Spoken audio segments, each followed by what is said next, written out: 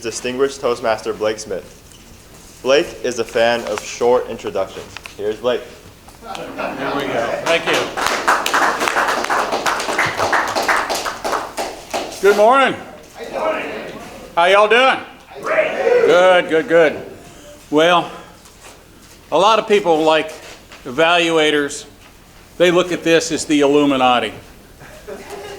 The Illuminati is the archetypical evaluation team. Today we have the Opinionati. These people will give you an amazing opinion. And we may almost be ready. Yeah, okay, good. Our first evaluator today, evaluating Toastmaster Jay Shaw. Please welcome to the lectern Marcia Bradley.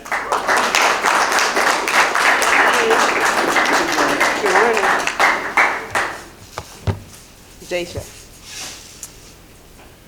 you told us that you watched this movie a lot, and it definitely showed. You were able to speak lines from the script without looking at your notes. And I believe you wanted that. You rehearsed it well. And because of this, I wondered, why didn't you use the space with that? You didn't need the paper. You didn't need this lectern.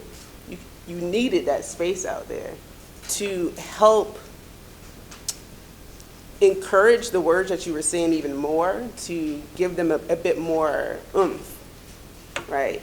I think going out into the space would have been extremely helpful with this particular speech because it came from a cinematic lane. Being behind the lectern kind of made the cinema of it all more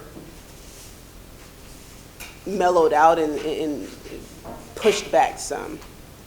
So my main point there is to get out into the space when you know what you're talking about. Great use of impressions. I think in the beginning of your speech you had great projection. However, as we continued going further, that projection became softer. And so with those impressions, they can't reach the back of the room fully. So using the space would have helped that. But also, if we're going to use impressions, let's give a bit more projection with that so that the back of the room can enjoy it as much as the front of the room did. There was a lot of time used in the beginning explaining the film. And I understand the heart behind that. At the same time, we all won't be able to receive the heart behind that with the length of explanation. We wanted to hear more of that point that you had, the point of essentially telling the truth. That's that for me.